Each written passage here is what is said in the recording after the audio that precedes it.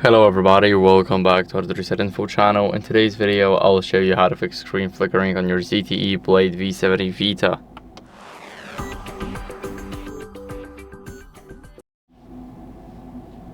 So first, what you guys want to do is go over and adjust your brightness. So we're gonna go to settings, and here we're gonna go to display. Now we're gonna go over, and here we have our brightness level, so we can just change it by sliding our finger. Now make sure to disable automatic brightness because it's as an adaptive brightness. Basically it will set up the brightness to whatever you do. So if you cover this camera, then your brightness will simply drop down, and we definitely do not want it. So make sure to disable it. Now after that, what you guys want to do is if that did not help, then make sure to download the screen dimming app. You can find it on the Play Store. Go to search and search for screen, and now dimmer, and then click OLED Saver. Now this is the first app. As you guys can see, let's install it. It's only 1.5 megabytes. It should be instant.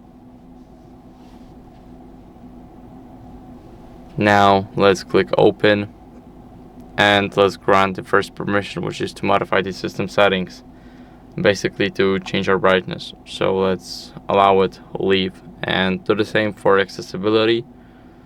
Here we need to scroll down to downloaded apps and click on our app, click on allow, and we're gonna do that because we need to give our phone give the app full control of our phone. As you guys can see, to update the overlay when you rotate your device or toggle the keyboard is very important. Now let's grant permission for notifications, and here we are ready. We can enable it, and now have fun with changing those settings. You can always disable it and then adjust your brightness automatically.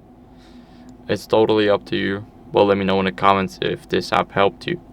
If not, then as a last resort, what you guys want to do is check for software updates. So you're gonna go over to settings and then scroll down to system and system update.